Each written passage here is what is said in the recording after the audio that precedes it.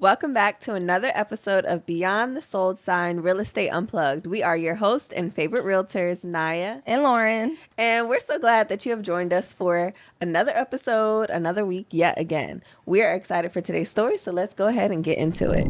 Yeah, so this story was actually sent in via our Speak Now. So they spoke it and then sent it in. So it says, I'm male, 31, and my wife, female, 30, have been wanting to buy our first home. We have 2 young kids and we're tired of renting. We want a place of our own where the kids can grow up and we can make great memories. To make this dream a reality, we need to understand how much mortgage we can afford. So we sat down together to figure out our finances. First, we looked at our monthly income. Together, we earn $6,000 before taxes. After taxes, we bring home about $4,800 each a month. Next, we list all of our regular expenses. Rent, $1,200, groceries, $600, utilities, $300, car payment, $400, gas and insurance, $200, childcare, $500, and other expenses like entertainment and savings, $400. Adding everything up, our total monthly expenses come to $3,600. This leaves us with $1,200 each month that we could potentially put towards a mortgage. We learned that financial experts recommend that your monthly mortgage payment shouldn't be more than 28 to 30% of your gross monthly income. For us, 30% of our $6,000 gross income is $1,800. We use an online mortgage calculator to see what price range we should be looking at for a home. We input our income, the amount we have saved for a down payment, which is $20,000, and a current interest rate of around 3.5%. I don't know when this was, but okay. The calculator shows that with a $20,000 down payment, we could afford a home priced up to $250,000.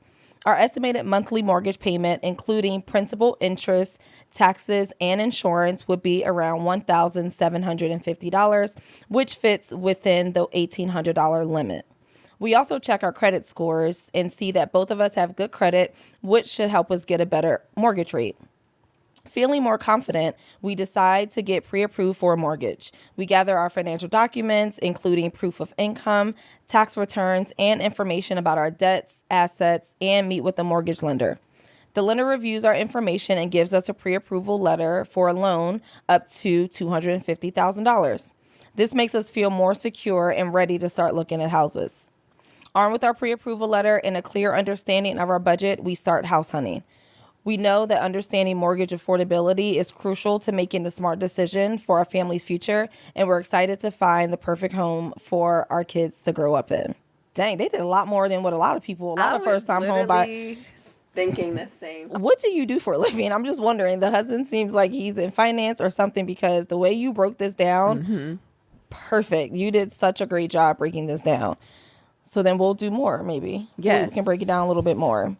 I do like okay, let's start with how you gave your gross income and then you broke it down and was like, okay, here's our net pretty much after taxes. That's what that means. Gross is before taxes, net is after taxes. So like he said here, they earn $6,000 before taxes, but after taxes they bring home each $4,800 each month. Each month. So together they bring home $4,800 every month after taxes.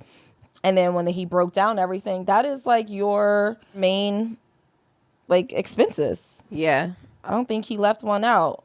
I don't think so. Childcare. He has a section for other expenses. This is pretty good. Yeah, they broke it down. So with rent, this is the one thing that threw me off.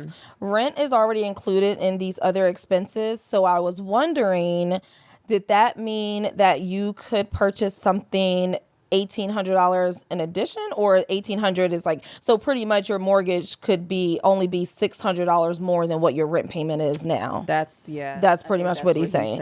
Yeah. Because after you add up all this stuff, like all the rent, which was $1,200, groceries, utilities, all their expenses, it was $3,600, and they bring home $4,800. So that was $1,200 a month left. So I guess that's when they decided, okay, we could go up to $1,800, right? Based on because he's trying to stay in that 28 to 30% of what they bring home.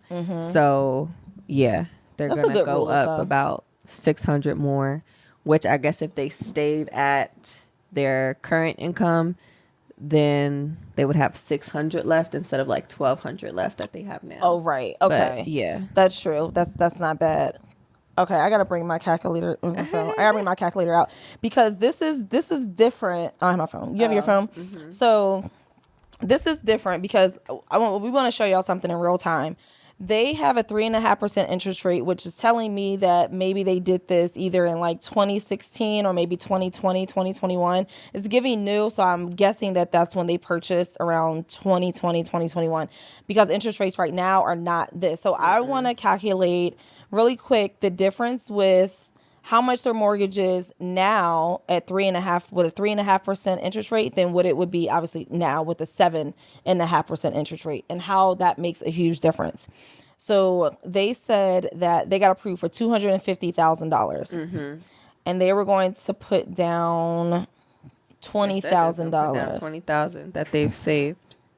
That's really good. Yeah. Is good. So that's really, so now you're really borrowing $230,000, because if you're going to put down, if it's $250,000 and you're going to put down $20,000 of your own cash, you're only borrowing now from the bank, from the lender, you're going to borrow $230,000. So your mortgage payment will be $20,000 less, not mortgage payment, but your mortgage is $20,000 less because you brought cash to the table. So I know that difference is, let me see while while you're talking, let me see something real quick.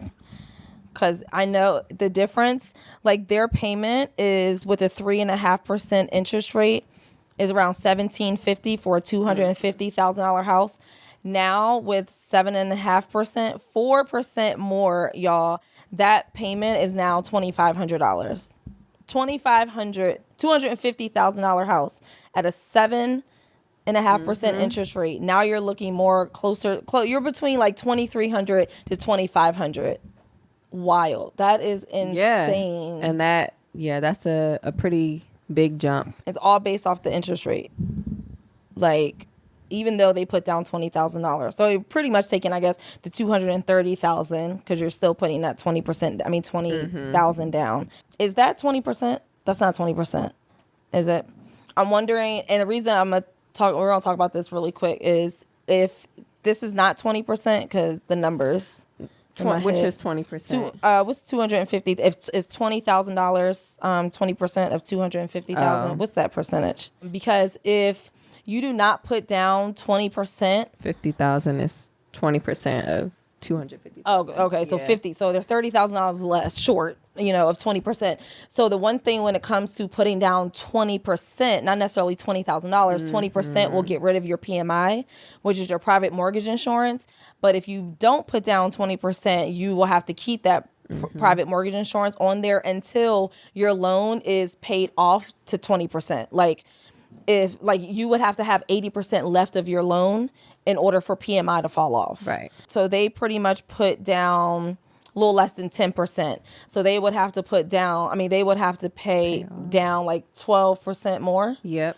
In order for their PMI to fall off, because it has to be like a, 80-20 loan to value? Yeah, and that's such a good point, because you have to know and kind of follow up and check for yourself when you get to that 20% mark, because they're not going to call you and say, oh, you don't have to pay this insurance anymore. So make sure you kind of, periodically or kind of map out when you should be at that point paying your mortgage. You should know based on the number, based on your how much you're paying monthly. You're pretty much paying the same thing. You should pretty much know when where that would be. Point, So if you're like, 2026, then January 2026. You better call them. Yep. Put an alarm in your phone. You better put a calendar invite or something. That way you call them. Because like Naya said, they're not going to call you. They're going to keep their money. They're not going to call you, and they're not giving that money back. No. They're not giving it back. Okay. So I think that's a good idea for everybody to be able to list their monthly expenses. Your regular monthly expenses, listing them, like just write them down, put it on a spreadsheet, write it down wherever, however it feels most comfortable for you, and try not to miss anything like food, groceries, like try to get everything. That way you really know how much you can really afford your mortgage and be comfortable with.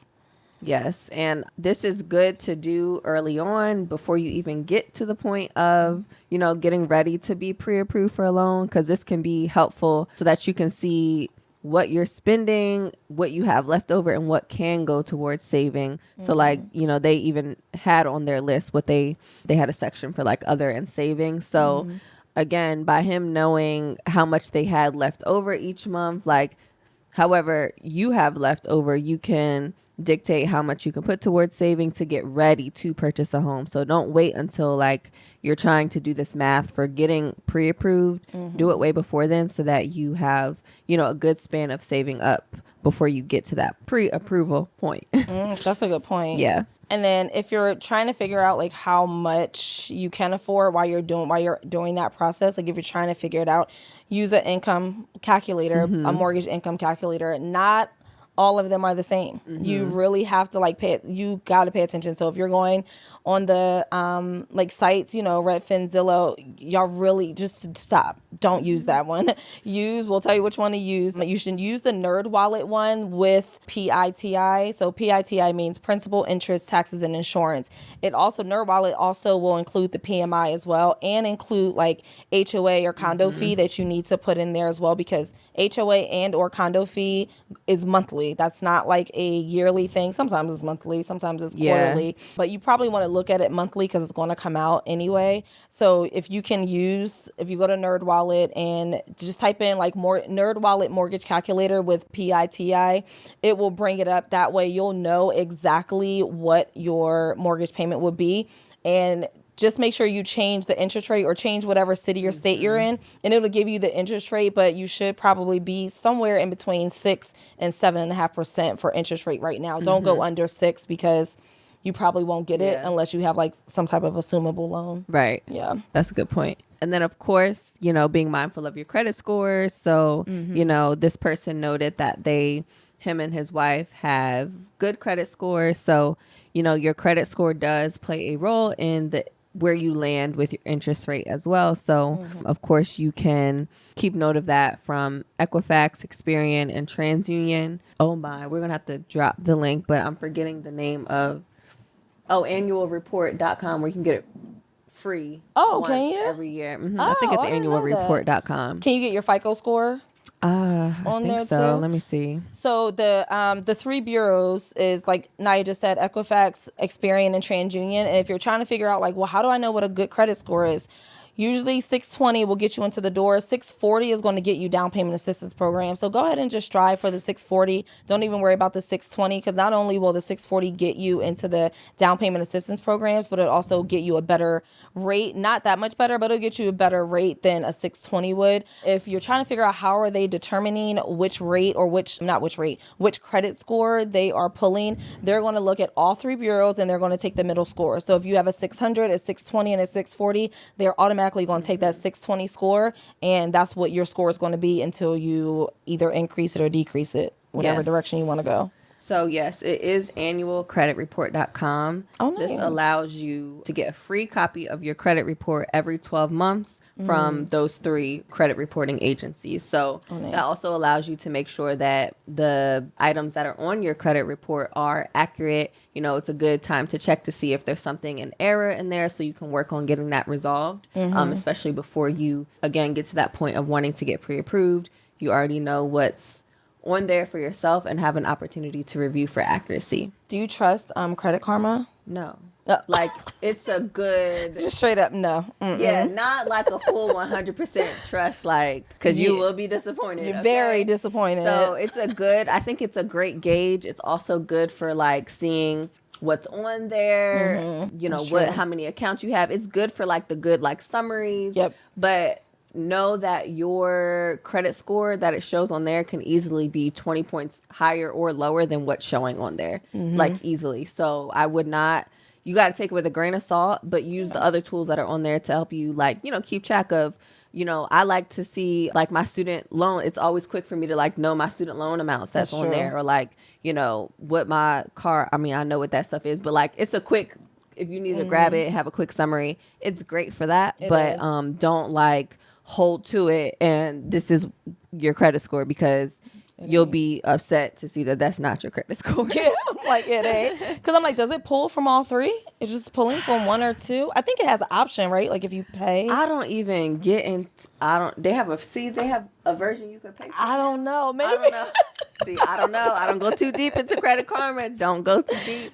Just right there. Surface level. Just get the surface level, how many accounts you have. You know, there's a little student loan section. Keep it surface level. Don't get too attached to what that number says. That is true. You might get your feelings hurt. Yeah. And we don't want that. It's a good gauge. You know, it's a good gauge of, am I in the red? Am I in the cautionary yellow? Am I green? You know, it's a good little window, but it's not going to be exact for what lenders are pulling. Exactly. So, And don't let that deter you from like, oh my God, that my credit score is this. Like, I can't buy, I can't do anything. You just stop the process altogether. If you stop, you're never going to get there. So you might as well just keep the ball rolling. And you're like, okay, this is where it is. This is where I need to be. And just figure out what it is you need to do to get there. Yeah. So once you figure it out, and then the lender also, like, once you do get into that space in your head and you're like, all right, my credit score is at a 618. I can't believe I'm so close, but I need to figure it out. Now you can reach out to either a realtor, or you can definitely reaching out to the lender, so you will know, like, because they're going to pull your report as well. They're going to pull your score. They're going to pull your report. So you just got to figure out and have a conversation with them, like, what is it that I need to do? And they're going to give you a time frame. They're going to say, in 3 months, this is where you should be. We'll have you qualified, pre-approved within 3 months, but you got to do these 3 things. You got to pay off this credit card, and you got to open up a new one maybe or something, so you can bring, you know, your credit limit or something.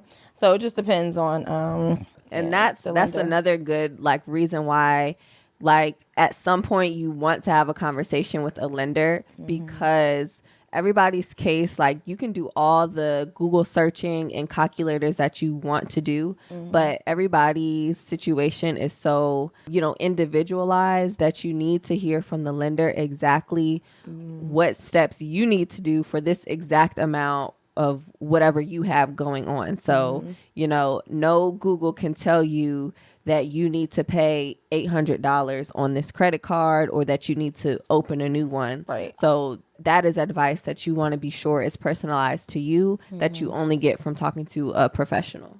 Yeah, because we don't want you to waste any money. Yeah, we don't want you to waste money or time, or, you know, like, a lot of times, like, some people will think, oh, I need to pay this whole credit card off completely. They probably actually don't want you to do that. Right. So, like, before you drop your life savings to pay that credit card off, please talk to a lender, because they may only want you to pay a certain amount to get you in a ratio. Right. And they, you know, might suggest that you do something else with a little bit more of money that you have. So please just kind of hold tight and get the professional guidance, so that you're not wasting time or putting money in places that, like, would have served you better in a different area. Yeah, that was like so well said. I have nothing to say about that. No, I have nothing to add to that. And then once you talk to the lender, now you got your pre-approval, and now you, like, legit, now you ready. Now you ready to get out there and start shopping. And it looks like that's what they did. They did great due diligence. I don't know if he is a lender, or I feel like he's in some type of finance, because he knew his numbers. So if you know that, and one thing we always say is, if you're not already organized, especially financially, like, buying a house will get you there. Like, you really got to be on top of everything when it comes to purchasing a house. So that will definitely get you kind of into the mix of everything. And then being prepared for upfront costs. Yeah. That I didn't see them mention that. So I just wanted to, that's good. if we want to touch on it, just, you know, they did everything else. So upfront costs, not the expenses, not the regular expenses, but upfront costs when it comes to purchasing a house, or mainly when it comes to purchasing, because you have, like, your home inspection, you have your appraisal, and then you also are going to have to pay for your credit report. You may have some lender fees, because you do have to pay the lender that you're working with. You usually don't have a realtor fee, but that may be a thing. If the seller does not cover by your agent, if you're working with a buyer's agent, if they do not cover that fee, then you as the buyer may be responsible to come in and cover whatever the seller does not. So that's also an upfront cost that you really do have to pay attention and be aware to, because it does come from the money that you plan on putting for your down payment. Absolutely. That's a great point. And so outside of, like, your down payment money, again, like Lauren said, the inspection, you can generally find that to be around $500, let's just say a little bit more or a little bit less. Your appraisal, you will be charged an appraisal fee also that I will say generally around like maybe right in the middle, 625, 650. Those are like the two more immediate ones. And of course, the earnest money deposit. So that is going to be due also immediately with the accepted offer. So by the time your home offer is accepted, you want to be sure that you're turning in that earnest money deposit, which will generally be 1% of the sales price. So if this couple went ahead and bought a home for $250,000, their earnest money deposit should be in the amount of $2,500. So 1% of that purchase price of the home. Those are like, I guess, the three upfront ones. Like when you're starting that process. So be sure that you are saving for that as well. So I'm so glad you brought that up, because a lot of times we're thinking closing costs, down payment, closing costs, down payment. We don't want you to be surprised or, feeling stretched for these other immediate things. So be sure that these are rolled into your savings bucket as well. Yep. I agree 100%. And then additional costs, just because he was so detailed with their regular expenses. Now you're not renting, so you're not living in an apartment, so you don't necessarily have like a maintenance guy. So that additional money that you have left over, that may be like $600-$700 that you have left over after you pay all your expenses, just making sure that you have money for your maintenance, for any type of repairs that you have to do, any costs or expenses that you were not expecting. So unexpected costs and repairs. That's just another thing, just with owning a house that comes with it. You can have a home warranty that really helps. Please get a home warranty. Yeah, that will help save you a lot of money and time, but just put some of that money aside for sure. So if you feel like you have now like $600 or $800 left over, I would take half of that and just put it to the side for an emergency fund if something happens. Especially, you just bought the house, so if something's older and something may be breaking within a year, put that money aside, or any repairs that you may want to do, flooring, paint, bathroom, whatever it is, just make sure you put that money aside so that it doesn't come out of nowhere, because you're just not renting anymore and you don't have that maintenance man that's just going to show up and be like, yeah, I'll fix it. And there's no cost to you. Right. Because there is a cost now. There's going to be a cost. Yeah. So, make sure that you are continuing to just add to that bucket. Yeah.